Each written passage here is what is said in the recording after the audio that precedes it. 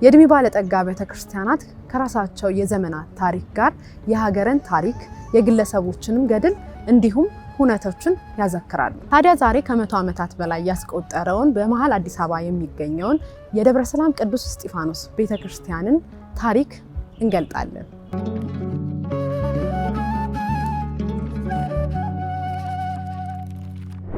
አመለጂ ማርያም ሰላም ለኪ መጽኔተ ኃይል ሰላም ለኪ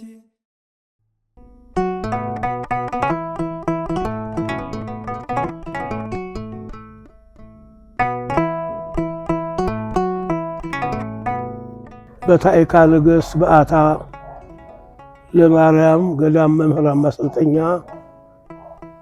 መጽሐፍ እየተማርኩ ለ6 ዓመት ያህል ቆይቻለሁ። ከዚያም የእናቴ አባት መምህር ገብረስላሴ ሀብተ ገብርኤል የእስጢፋኖስ መስራች ነበሩና ያው ምትክም ስለሆንኩ አያቴ ወዳሉበት ወደ ደብረ ሰላም እስጢፋኖስ ደብር ቅጥር ተፈጽሞልኝ በቤተ ክህነት ለአገልግሎት እዚያ ቆይቻለሁ። የቦታ ፍቅር ደግሞ አብሮ በማደግ የሚመጣ ነው። እዚያ ያደግኩ ነኝ፣ እዚያ ያገለገልኩ ነኝ። በመጀመሪያም እንድማር የተደረገው አያቴን ለመተካት ነው። እንደገና በአስተዳዳሪነትም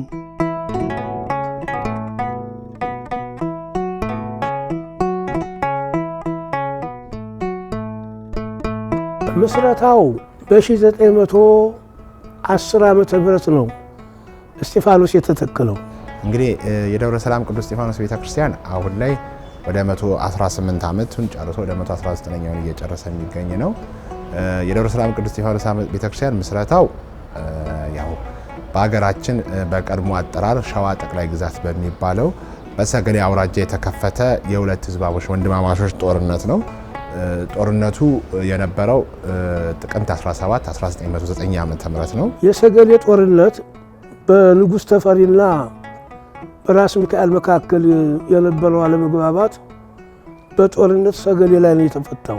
ለዛም ላደረገው ቅዱስ እስጢፋኖስ ላደረገው ውለታው የወቅቱ የኢትዮጵያ ንጉስ ወይም ንግስተ ነገስታት ዘውዲቱ ሚኒሊክ ናቸው። እሳቸው እንዲሁም ባለሙሉ ስልጣን አልጋ ወራሽ የነበሩት ራስ ተፈሪ መኮንን ናቸው። ኋላ ቀዳማዊ ኃይለ ሥላሴ የተባሉት እዚህ በመዲናቸው አዲስ አበባ የቅዱስ እስጢፋኖስ ታቦት እንዲተከል ብለዋል። በዋነኝነት ይሄ የሰገሌ ጦርነት ነው እዚህ እንዲተከል ምክንያት ነው። በአዲስ አበባ ከተማ እምብርት ላይ የሚገኘው ታሪካዊ የቅዱስ እስጢፋኖስ ቤተክርስቲያን በትክክል 109 ዓመታትን አስቆጥሯል። ይህንን ታላቅ መቅደስ በ1910 ዓ.ም የመሰረቱት ደግሞ በኢትዮጵያ ታሪክ ብቸኛዋ ሴት ንግስተ ነገስት የሆኑት ንግስት ዘውዲቱ ምኒልክ ናቸው። ንግስት ዘውዲቱ የታላቁ የአጼ ምኒልክ ልጅ ነበሩ። የሀገሪቱ መኳንንት መክረውና ፈቅደው በኢትዮጵያ ዙፋን ላይ የሰየሟቸው በደግነታቸውና በሃይማኖተኝነታቸው የሚታወቁ የህዝብ እናት ነበሩ። ነገር ግን በ1909 ዓ.ም ሀገሪቱ በከፍተኛ የስልጣን ግጭት ታውካ ነበር። የአጼ ምኒልክ የልጅ ልጅ የነበሩት ልጅ ኢያሱ ከስልጣን መውረዳቸውን ተከትሎ አባታቸው ራስ ሚካኤል ቁጣቸውን ይዘው በሸዋ ሰራዊት ላይ ዘመቱ። ይህ በታሪክ የሰገሌ ጦርነት በመባል የሚታወቀው እጅግ ደም አፋሳሽ ግጭት በጥቅምት ወር በ1909 ዓ.ም ተካሄደ። በመጨረሻም የሸዋ ሰራዊት አሸናፊ ሆኖ ግጭቱ ሲያበቃ የንግስት ዘውዲቱ የንግስና ዘመን በይፋ ተጀመረ። ከዚያ በፊት በሸዋ ክፍለ ሀገር በተጉለትና ቡልጋ አውራጃ ግንቢቹ ወረዳ ውስጥ የሚገኝ ሉቂጤ ሚካኤል የሚባል አለ። የእስጢፋኖስ ጽሌ በዚያ ደባል ሆኖ ይኖር ነበር። ከዛ በፊት ግን ቅዱስ እስጢፋኖስ ታቦቱ አንኮበር አካባቢ አለቃ ተክለ ስላሴ የሚባሉ ታላቅ አባት ነበሩ። እሳቸው ነበሩ ጋር ነበር የነበረው። እያጠኑ ጸሎት እያደረጉ እሳቸው ጋር ነበሩና እሳቸው በሹመት ወደ ጅሩ ሲዘዋወሩ ጅሩ ነዋሪ ማርያም አካባቢ ውልቂጤ ሚካኤል የሚባል ቦታ በደባልነት እንዲቀመጥ አድርገውት ነበርና ለልጆቻቸው፣ ለቤተሰቦቻቸው፣ ለተማሪዎቻቸው አለቃ ተክለስላሴ ይሄን ታቦት ንጉሥ ይፈልገዋል፣ በስነ ስርዓት አድርጋችሁ ጠብቁት፣ በጊዜ ያዙት ብለው ሁልጊዜ ትንቢት ይናገሩ ነበር። የትንቢቱ መፈጸሚያ ሲደርስ የሰገሌ ጦርነት ምክንያት ሆኖ የቅዱስ እስጢፋኖስ ታቦት እንዲፈለግና እንዲመጣ ንግስቲቷም ባለሙሉ ስልጣን አልጋ ወራሹም ይምጣና ይተከል እዚህ ብለው ትእዛዝ ሰጥተው መምሬ መኩሪያ ወልደ ሰማያት የሚባሉ እና 4 ጓደኞቻቸው የወልቂጤ ሚካኤል አገልጋዮች ታቦቱን ይዘው መጥተው በስዕል ቤተ ኪዳነ ምሕረት አሳረፉ። ከዛ በኋላ ይህ አሁን የምንገኝበት ቦታ የአሳላፊ አቤ ቤት ነው። አሳላፊ አቤ በዛ ጦርነት ምክንያት አልፎ ነበር። አሳላፊ አቤ እንግዲህ አሳላፊ አቤ የቤተ መንግስት ሰራተኛ ናቸው። ይህ እንግዲህ በእልፍኝ አስከልካይ ውስጥ ልዩ ልዩ ክፍሎች አሉ። የጠጅ ክፍል፣ የእንጀራ ክፍል፣ የስጋ ክፍል።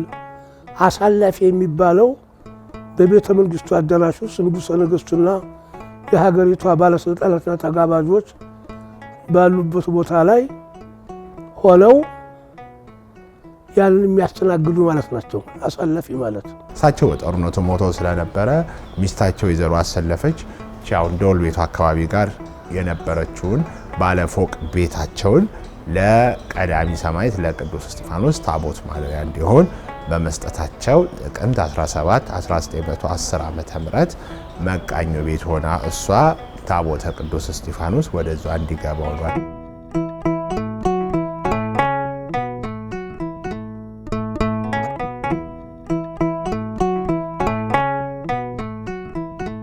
ጥቅምት 17 1910 ዓመተ ምህረት በስጦታ ወደ ተሰጠው ቦታ ታቦቱ ገባ። ይህንን የልብ ስጦታ የሰጡት አሳላፊ አቤም እንዲህ ሲል ተዘምሮላቸዋል። አሳላፊ አቤ ስራው መሰከረ፣ እልፍኙ ለታቦት ውሃው ለማይ ሆነ ተብሎላቸዋል። ከ6 ዓመታት በኋላ በ1916 ዓ.ም ጥቅምት 17 ቀን ንግስት ዘውዲቱ በሳር ክዳን መቃኛዋን አሰርተው በወቅቱ በነበሩት የግብጽ ሊቀ ጳጳስ አቡነ ማቴዎስ ተባርኮ የሊቀ ሰማዕት ቅዱስ እስጢፋኖስ ታቦት በክብር ገባ።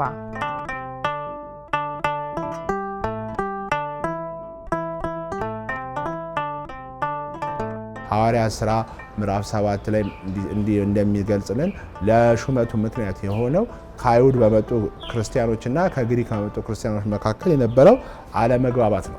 ከአሕዛብነት በመጡና ከአይሁድነት ከነበሩት መካከል ባለመግባባት በጣም አይግባቡም ነበር። ያንን አለመግባባት በሐዋርያት አገልግሎት ላይ ትልቅ እንቅፋት ፈጥሮ ነበር። ሰላም የሚያመጣ የተረጋጋ በሃይማኖቱ፣ በፍቅሩ፣ በደግነቱ፣ በትህትናው፣ በእውቀቱ የተመሰከረለትን 7 ሰዎች መጡና እኛ እንሾማቸዋለን ብሎ ነበር። ቅዱስ እስጢፋኖስም የተመረጠው። በኋላ ጸሐፌ ትእዛዝ ወልደ መስቀል ታሪኩ የሚባሉ የመንግስት ባለስልጣን መልአከ ሰላም ደብሩ ደብረ ሰላም አስተዳዳሪው መልአከ ሰላም ተብሎ ማዕረግ ተሰጥቶት እሳቸው መልአከ ሰላም ወልደ መስቀል ታሪኩ ዘውቱ ጸሐፌ ትእዛዝ በሚል ማዕረግ ተሾመው እልቅናውን የሚቀመጡበት ባለ መስታወት የብር ወንበር፣ የብር መቋሚያ፣ የብር ጸናጽል፣ የደጃዝማች ላንቃ ካባ፣ ውፍጣን ቀሚስ፣ የሐር ጥላ ያተደርጎ በወቅቱ በደጃዝማች ደረጃ ተሸልመው አስተዳዳሪ ሆነው ስራው በዚህ አይነት መልክ ጀምሯል። ከዚያ በኋላ ከጸሐፌ ትእዛዝ ወልደ መስቀል እስካሁን ድረስ 38 አስተዳዳሪዎች ተሾመዋል። እያንዳንዳቸውን በስም ዝርዝር አውቃቸዋለሁ። እኔ 32ኛ አስተዳዳሪ ሆኛለሁ። እንዲያውም 4 ሊቃነ ጳጳሳት ተውበታል። 2 ጊዜ የተመላለሱ አስተዳዳሪዎች አሉ።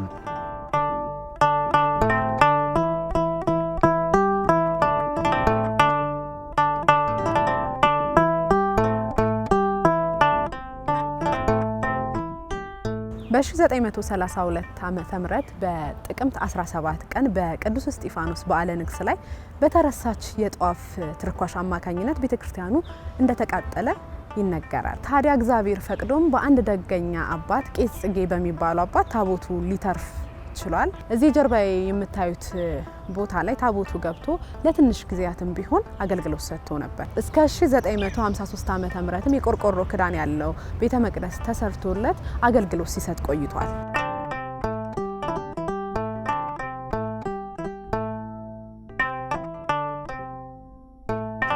ንጉሠ ነገሥት ተብለዋል። የኢትዮጵያ ንጉሥ ናቸው። ያ ወቅት ደግሞ አሁን 1932 የጣሊያን ወረራ በኋላ ነው፣ ከጣሊያን ወረራ በኋላ ነው። ስለዚህ ይሄ ቦታው የአፍሪካ አንድነት ድርጅት የተመሰረተበት ነው። የአፍሪካ አንድነት ድርጅት እዚህ የተቋቋመበት የአፍሪካ ዩናይትድ ኔሽን ጉባኤ እዚህ የተመሰረተበት ቦታው ብዙ ሰዎች እየኖሩ ሲመጡ ለቦታውን የሚመጥን ስታንዳርድ የሚመጥን ሕንፃ ያስፈልገዋል ብለው ንጉሠ ነገሥቱ በማመናቸው ከራሳቸው ካዝና ሙሉ ወጪውን ሸፍነው አሰርተው 1951 ዓ.ም መሰረቱን አስጥለው በሁለት ዓመት ነው ይሄ ህንፃ ተሰርቶ ያለቀው ማለት ነው። አሁን ዛሬ ቢሆን ስንት ዓመት ይፈጃል?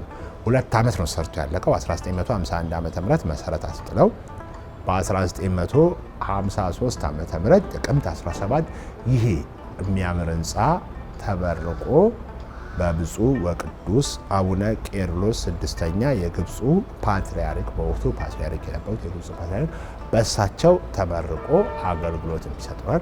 ሙሉ ወጪውን ራሳቸው ቀዳማዊ ኃይለ ሥላሴ ናቸው ያስወጡት። ይከታተሉት ነበር ስራውን። በበላይነት ደግሞ ራስ መንገሻ ስዩም የወቅቱ የስራና ከተማ ልማት ሚኒስቴር በኃላፊነት ዕለት ዕለት እየተከታተሉ ያሰሩት የነበረው ቤተክርስቲያን ነው ማለት ነው። 332,740 ብር ገደማ ፈጅቷል ህንፃው ማለት ነው። ሙሉ ህንፃ ሙሉ ወጪው የተሸፈነው በቀዳማዊ ኃይለ ሥላሴ ነው። በቀዳማዊ ኃይለ ሥላሴ የተሸፈነው ማለት ነው። አርክቴክቱ ቨርጂኒያስ ሲባል ነበረ። ኮንትራክተሩ ኢንጂነር ጸጋዬ ይባላሉ ማለት ነው።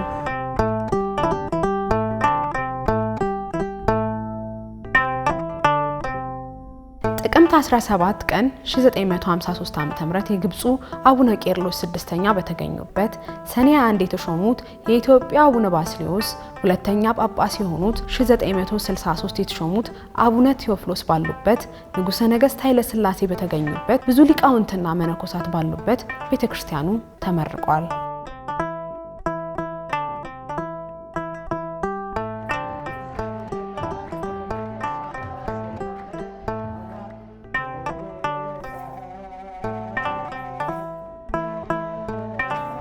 ቀዋካ የሚባሉ ነርሰ ደብረ አስራት የተርጓሚ የሐዲሳት መልካም መምህራን እየተመረጡ ጋሻ መሬት አርሲና ሰላሌ አንዳንድ ጋሻ መሬት ተመድቦላቸው በዚያ ተተከሉ። የኔም ባያት አንዱ ናቸው። ባለ ጋሻ መሬት የእናቴ አባት መምህር ገብረ ሥላሴ ይባላሉ። ያንኮበር ወረብ የሚባላል የሸዋ ወረብ የሚባል እዚህ ነው። እዚህ መገኛው ነው። የቀደሙት ሊቃውንት ስመጥሮቹ ያቆዩት ነው። ከቦታው ጋራም የተዋሃደ ነው። ብዙ ሊቃውንትም ይሄን ለመስማት በዓላት ይመጣሉ። ከሌላ ጋር አላቸው። በዚህ አይነት በዓላ አክብረ በዓሉ ሁሉ አለው። የእስጢፋኖስ ግን ወርሃዊ በዓሉም ሆነ ዓመታዊ በዓሉ በአብነት ትምህርት ቤት አይሰጥም። አስተዋጽኦ ከዚያም አስተዋጽኦ ይባላል አድርገው መምህራኑ ለዓመት በዓሉም ለሁሉም የሚሆነውን ነገር መድበውለት ለጥቅምት እስጢፋኖስ ይሄ ይባላል። ዋዜማው ይሄ፣ ዚቆቹ እነዚህ አንገርጋሩ ይሄ፣ እስመ ለዓለሙ ይሄ፣ ወረቡ እነዚህ ብለው ሰርተው ደንግገው አስቀምጦታል።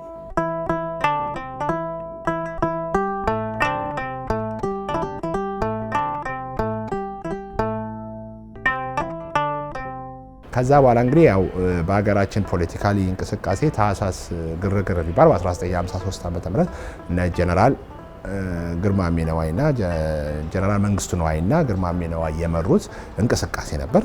በዛ እንቅስቃሴ ምክንያት በመድፍ ጉላቱ ተመቶ ነበር። ከዛም ታቦቱ ምንም ጉዳት ሳይደርስበት ጉላቱ ብቻ ነበር ጉዳት የደረሰበት። ታቦቱ እንደተለመደው ወደ መቃኞ ወደ ራስ ብሩ ቤት ገብቶ በራስ ብሩ መቃብር ቤት ገብቶ ተገንግሎ ቀዳማዊ ኃይለ ሥላሴ በራሳቸው ወጪ 12000 ብር ወጪ አድርጎ በቀድሞ ኮንትራክተር ኢንጂነር ጸጋዬ ድጋሚ እንዲሰራ አድርገውታል ማለት ነው።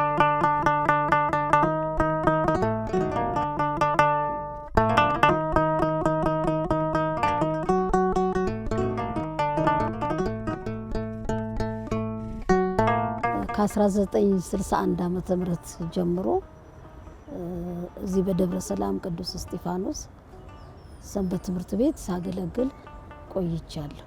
እንግዲህ የደብረ ሰላም ቅዱስ እስጢፋኖስ ቤተክርስቲያን ስማ ጽድቅ ሰንበት ትምህርት ቤት የተመሰረተው በ1956 ዓመተ ምህረት ጥቅምት 17 ቀን ነው። በወቅቱ የደብሩ አስተዳዳሪ ታላቁ አባት መላከ ሰላም ሳሙኤል ተረፈ ይባላሉ። የመጀመሪያው የቅድስት ሥላሴ ዩኒቨርሲቲ መምህር ከነበሩት መካከል አንዱ ናቸው። ታላቅ መምህር ናቸው። እንዴት ያሉ መምህር ሰባኪ ባለሙያ! በእሳቸው ጊዜ ነው ሰንበት ትምህርት ቤት የተቋቋመው። ከዚያ በፊት የመጀመሪያው ሰንበት ትምህርት ቤት ተምሮ ማስተማር ምስካየ ኅዙናን ነው። ከዚያ ቀጥሎ የቅዱስ ገብርኤል፣ የነ ቅድስት ሥላሴ፣ የነ ገነተ ጽጌ ቅዱስ ጊዮርጊስ አራዳ እነሱ ናቸው እየተጠናከሩ መጡት። እኚህኛው ዘመናዊ የውጩን ዓለም የቀመሱ የሰንበት ትምህርት ቤቶች ሁኔታ ስለሚያውቁ አቋቋሙት። ወዲያው እኛ ደረስን። እሳቸው በ1959 ዓመተ ምህረት የካቲት 8 ቀን አርፈው እስጢፋኖስ ተቀበሩ። የመጣሁበት አጋጣሚ እዚህ አባቴ ወታደር ነው። 10 አለቃ ሸንኮሩ ይባላል። 4ኛ ክፍለ ጦር ይባላል። እዚህ መሿለኪያ እዛ ነው የተወለድኩት። እናቴ ወይዘሮ ሸዋዬ ማንደፍሮ ትባላለች። እየያዘችኝ እዚህ ትመጣለች እስጢፋኖስ ቤተክርስቲያን። ስትመጣ እንደገና ደግሞ ትምህርትም የቀለም ትምህርት ማለት ነው፣ ዘመናዊ ትምህርትም እዚህ የራሱ የቤተክርስቲያኑ ትምህርት ነበረ የእስጢፋኖስ። እዛ 1ኛ ክፍል አስመዘገቡኝ ቤተሰቦቼ። እሷ ደግሞ ይዛኝ ስትመጣ ቀይ ካባ ለብሰው ቢጫ ቀሚስ ቢጫ ሐር ቀሚስ ለብሰው ሲያገለግሉ አየሁ። ከዛ እናቴን እኔ ይሄንን ካባ መልበስ አለብኝ አልኳት። ያው ብዙ ልብ ባልልም እንደዛ አስቸገርሽኝ ነው የምትለኝ። ገና 7 ዓመቴ ላይ ነበር። ከዛ እሷ እናቴ ደግሞ ባካችሁን እቺ ልጅ ይሄንን ካባ ካለበስኩ እያለች እያስቸገረች ነው። ስለዚህ እንዴት ይሻላል? በምን መልኩ ነው ይሄን ካባ የምትለብስልኝ ብላ ስትጠይቅ ያገናኟታል ከዲያቆናት ጋራ። ዲያቆን ፍሬው ፈለቀ ይባላል። አሁን በህይወት የሉም። ያኔ ዲያቆን ወንድማገኝ ነበር የሚባለው። በኋላ ስርዓተ ምንኩስናን ፈጽሞ አባ ሀብተ ማርያም፣ ከዛም በኋላ ፓትርያርክ ጳጳስ ሆኖ አቡነ ተክለ ሃይማኖት ይባላል። እሱ ሰንበት ትምህርት ቤቱን የመሰረተ ነው፣ እሱና ዲያቆን ፍሬው። ይሄ ወጣ የማይባል ይሄ ቀራቸው የማይባል ሊቅ ነበሩ። መላከ ሰላም ሳሙኤል ተረፈ እሳቸው ነበሩ። እንግዲህ በወቅቱ ንጉሠ ነገሥት ኃይለ ሥላሴ አሳሳቢነት በቅዱስ ፓትርያርኩ ብፁዕ አቡነ ባስልዮስ ፍቃድ ሰጭለት በ1956 ዓ.ም በወቅቱ ዲያቆን ወንድማገኘ ይባሉ የነበሩ። በኋላ ግን በ1983 ዓ.ም በብፁዕ ወቅዱስ አቡነ መርቆሬዎስ 4ኛ የኢትዮጵያ ፓትርያርክ አንብሮተ እድ ብፁዕ አቡነ ተክለ ሃይማኖት ተብሎ የተሾሙ፣ ብፁዕ አቡነ ተክለ ሃይማኖት ፓትርያርኩ ሳይሆን ሌላ ብፁዕ አቡነ ተክለ ተብሎ የተሾሙ እሳቸው በወቅቱ ዲያቆን ነበሩ። ዲያቆን ወንድማገኝ እሳቸው ሰብሳቢነት፣ በመላከ ሰላም ሳሙኤል ተረፈ የበላይ ጠባቂነት፣ በንጉሱ ክትትል አድራጊነት በ1956 ጥቅምት 17 ተመስርቷል ማለት ነው። ከዛ ከነሱ ጋር ያገናኟታል እናቴን። አሁን በዛ ተነሳንና አስመዘገበችኝ። ገባሁ። የቀለም ትምህርቱንም እዚሁ እንማራለን። በር አለው የሚያገናኝ በር፣ በዛ በኩል እንደዚህ በር አለ። የቀለም ትምህርቱን እንማራለን፣ መንፈሳዊ ትምህርቱንም እንማራለን። ከዛ እንግዲህ ሰንበት ትምህርት ቤቱ የተመሰረተው 1956 ዓመተ ምህረት ነው። እኔ 1961 ላይ ነው የገባሁት። እንደዛ ያለ ያኔ ሰንበት ትምህርት ቤት አይባል መንፈሳዊ ማህበር ነበር የሚባለው። የደብረ ሰላም ቅዱስ እስጢፋኖስ ወጣቶች መንፈሳዊ ማህበር ነው የሚባለው። ህፃናት ክፍልና የትልልቆች ተብሎ ተከፍሏል። ትንሹ ማህበርና ትልቁ ማህበር ይባላል። እና እኔ ትንሹ ማህበር ላይ ነበርኩ። አብራኝ የነበረችው እማሆይ ቴቱ መንኩሳ አሁን ከዚህ ዓለም በሞት ተለይታለች። እሷ ጋራ አንድ ላይ ማህበሩ ላይ ትንሹ ማህበር ላይ አንድ ላይ ነበር። ከዛ በፊት ባለው በአፄ ኃይለ ሥላሴ ስርዓት እዚህ ነው የሚያስቀድሱት ንጉሠ ነገሥቱ ከና አንጋቾቻቸው። አንጋች ነው የሚባለው የጃንሆይ አንጋች፣ የአልጋ ወራሽ አንጋቾች ይባላሉ። የክብር ዘበኛ እዚህ ነው መተው የሚያስቀድሱት እና ፍልሰታን ሁሉ እዚህ ነው፣ ትንሳኤን እዚህ ናቸው መተው ሲያስቀድሱ። በተለይ ፍልሰታን ዳቦ በቃ ሙሉ ምን የሚያካክል ዳቦ በማልማላታ እየተደረገ ላስቀዳሹ ይሰጣል። ሲበጡ የኛ ማህበር የኛ ሰንበት ትምህርት ቤት አሁን ሰንበት ትምህርት ቤት በፊት መንፈሳዊ ማህበር አበባ ሁሉ እናበረክት ነበር ለንጉሠ ነገሥቱ ማለት ነው። 66 ላይ 1966 አብዮቱ ፈነዳ። አብዮት ፈነዳ ነው የሚባለው በዛን ዘመን። ለውጥ ነው፣ አብዮት ነው። አብዮት ፈነዳ ሲባል በ1966 አካባቢ ላይ ያው የነበረው የመንግስት ለውጥ ወደ ወታደራዊ መንግስት ሲገባ በወቅቱ የወጣቶች እንቅስቃሴ በጣም አይደገፍም ነበርና በትኩረት ይሰጥ ነበር። ስለዚህ ወጣቶች እንደፈለጉ መሰብሰብ አይችሉ ነበር። ለተወሰነ ዓመታት ተፈቶ ነበር ወይም እንዲዘጋ እንዲቀር ሆኖ ነበር።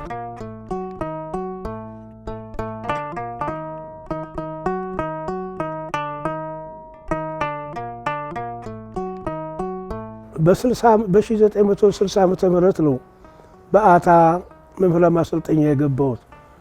እስከ 1968 ሳገለግል ከቆየሁ በኋላ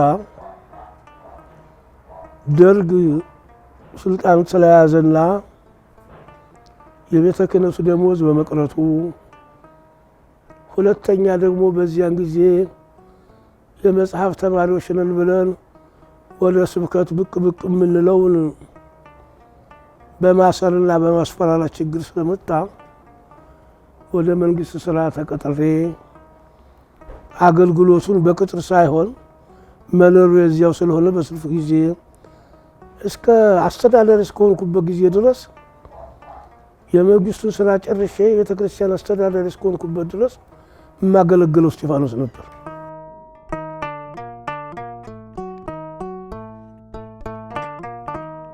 ንጉሠ ነገሥቱ ደጋፊው ነበሩ። ሞተው ያው ሞት ያለ ነገር ነው። አረፍተ ዘመን ከልክሏቸዋል።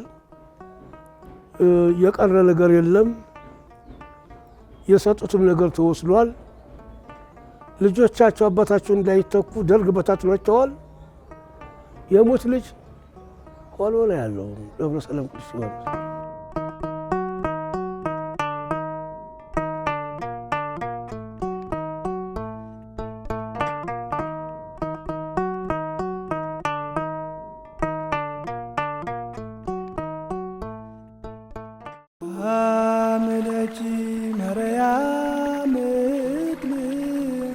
ሰላም ለኪ መጽኔተ ኃይል ሰላም ለኪ